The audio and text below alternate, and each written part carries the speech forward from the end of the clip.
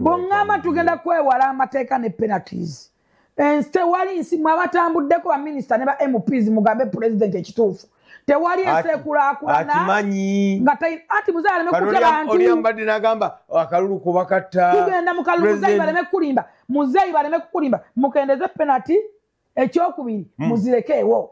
Ekyokusatu bazikubulire. Mukendeze mmoroka eziriko obugombe. Ekyokuna kikino. Muzayi Museveni tebamubuulira penalty. Bamubuulira namba plate. Penalty bale bagenda ne bazesigaliza ne bakodagana balasa ne besololeza jata mafi. Njagala mbabuulire. Wano tulina obuzibu bw'amateeka. Abantu bangi nnyo abalina permit nga tasimbulanga na ku mmotoka. Nga n'ogikoleza tamanyi nga permit agina mu nnyumba. Etteeka lino Mukulu Katumba tulyetaaga. Abantu sanita abadde akomyewo era wiikendi yandigenza okuggwawo nga tumanyidde. Mwagendere mu aprowa abataxi bagambye kyabba taxi kiswaza n'okuswaza. Ekintu kino kyalimu okupapa. Mwapapa. Road signs mu mwezi guno gwe mutu suspending ekintu kino muziteekeyo. Speed zone muzimanye. Kamera muzirange. Kamera okugiranga togamba tosibwa sente. Era abadwangufu bajja kuzikuba mu basasuze. Ate tewali ensekulakulana nga teyina mateeka. Ensi zonna mwagala Uganda ekulemu abakanna emisolo. Nabye muzeyi ayogera. Nga president yalemerako ku ifirizi. Ne bamuyita ne bagamba tugenda kwekalakaza tugenda kugala tugenda n'agamba ku ebyo nambi byogere but we need ifirizi. Yes, va ku ekyo. Nabo gusajja entebe. Nabanze emmotoka yange eno. Nange namulabe. Erika bibya papula bya milioni 8 na 2. Envuga gonze mvuga emmotoka yange wano kwa airport nze nziruka ntwala abantu. Ekyo kisajja no kyekala license ekyo. Nali njagala nkikwate ekiseno kisajja.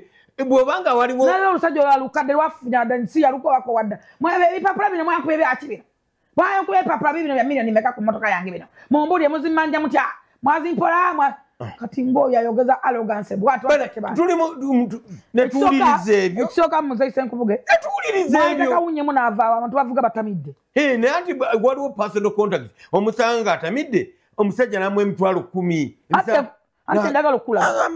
Ekita anti labayo. Go slowly. Lineteka terigenda kuyamba oyo ntimpayo omutwalo.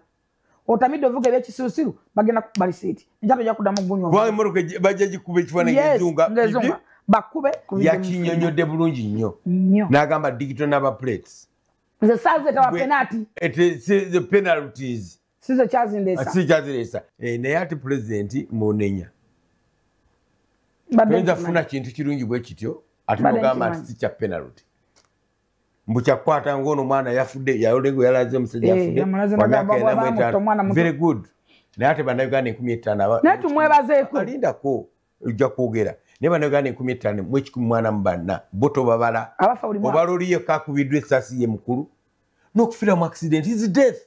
Tubaddiwadoli mu parliament ng'oyogera nga LC5 mulamba afiridde mu accident.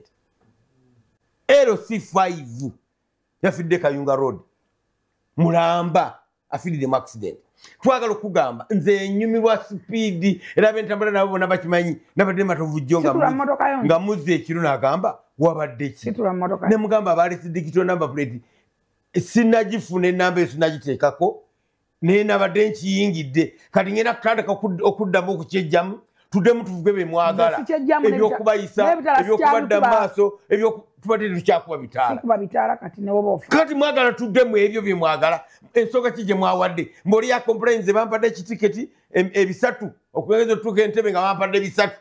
Pulezidenti yagambye nti obutemu bwalwanyisa muntu omu gwatugambye gubase ffe tukugambye 15,000 mu 10 mwana mubana nga yesterday mwabaddemu ne chairman mu nnaku bbiri yabadde afunye ebipapula bya milioni 5.7.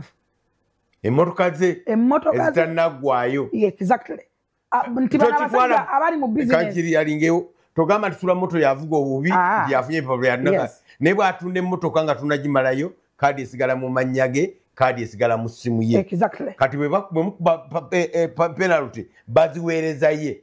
Etteeka ddungi nnyo buli munauganda adasanyukidde etteeka eryo accordingly ku bantu abafa muzayi yes batta abantu kikyamu tukwebaza wayogera ku bitaala abantu balowooza nti byakusanga ne kamera bwayogera kamera zikoze omulimu gwazo zikolera ddala era oyogamba zaali zikutani batya waliwo kati abatyo bigendamu ng'amanyi kamera zibane ku ekyo kamera okumala zikolera ddala poliisi yatakatambika accidents bodaboda zekakozinga. Oh my God, kali ka kamera ezo natunuulira bodaboda ne ngamba bodaboda ezo pichipichi zikozinga accident omwaka gumu ne zeeta accidents ezisuka mu 100 si 100 bodaboda zokka. Nti Muzeeyi Museveni tebaamunnyonnyola nti Muzeeyi sipiidi tufiirwa abantu 10,000 njagala obale muganda wange abantu 15,000 ne penalty y'emitwalo 10 oba 6 ku mwaka guno 15,000 report eraga 15,000 15,000 kwata abantu 15,000 abafiira mu accident obagabize mu lunaku namba esinga ekimu ku bikozinga accident gwe muvuka avuga emmotoka ekimu ku bikozinga accidents ye speed lineteeka abantu baasi muzaabo lunaku nga zeefuula omusajja ali mu baasi amanyi babeera mu baasi babanga abali mu buyumba balengera oti babanga bakatonda bakunsi ba Yesu n'atwa mu steering bagimwana yekali wanalinga avuga ennyonyi n'atunulanga ejjinne ejjembe ati likalondoozi avuga tavuga nyinyi baddatu abasajja ba baasi balinga abawongeyo nze bantu n'omusobole ntunula yaabwe n'asooka atula ku steering nga naye akyewulira baasi zissa abantu lwa speed takisi zissa abantu ezo zemuyita drone simanyi ngege onyinza okwogera kaawo yogera gavumenti twagala mujjukire ebiddo mubitaddeko emirundi emeka ne muleeta ssente empitirivu ne muteeka abasirikale mubatadde busega mubatadde ddawa ebiddo tebikola va ku ekyo muzeeyi n'akatono kubanga waliwo personal contact oliwo omuyimiriza nga yaluyimba n'agamba n'atunulira simanyi akemmeka wana ba traffic bakubwa empi omuntu wa traffic n'amuyimiriza owa traffic bamuyiriza uniform mu Uganda uniform embala nakigambo kibi omusajja n'akukuba omukono n'omusikambula n'abako omusajja avuga wa traffic wati n'amunyivuga amunyivuga kusenge omukazi alibyo nakuba wa traffic empi twamulaba tugamba kamera zino byonna muzeeyi etteeka bye badde liyambye Jennifer kyagamba mwa papier. Download the Salt Media app from the Google Play Store and the Apple App Store.